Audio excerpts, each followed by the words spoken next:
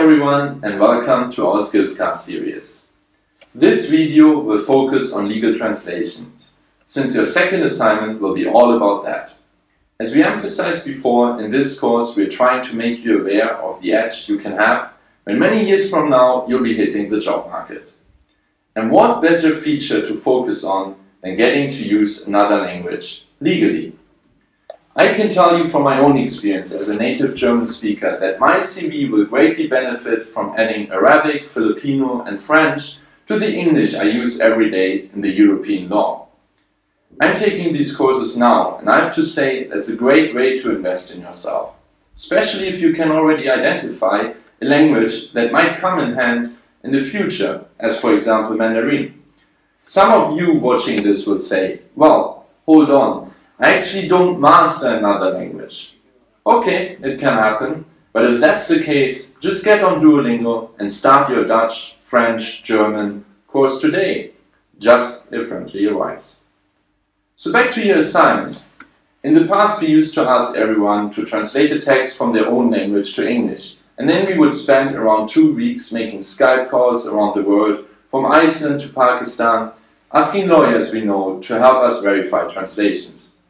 However, this year we are changing the rules of the game to make sure that first you do research together and second you work with jurisdictions that you are already familiar with from all the rest of your comparative law courses.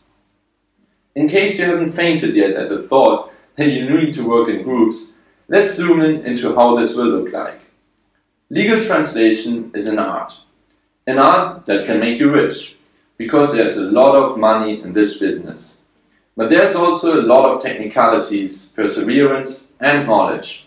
So are you going to be translation gurus by the end of assignment 2? Most likely not. But will you be able to go and do some translations during your internship for a law firm or consultancy? Absolutely yes. Because we will be working with a method coined by Professor de Groot called the 12 steps method. And this is probably the first time you hear about it, because we refer to it as a 4-step method in the coursebook, as we've simplified it for you. What is it about? It's a fail-proof way of researching translation, which means that you will be digging for information once again. Because at the end of the day, everything is about research, even buying clothes on the internet. We're doing a separate skills class to speak about the 4 steps method of translation, so make sure to check that video out as well.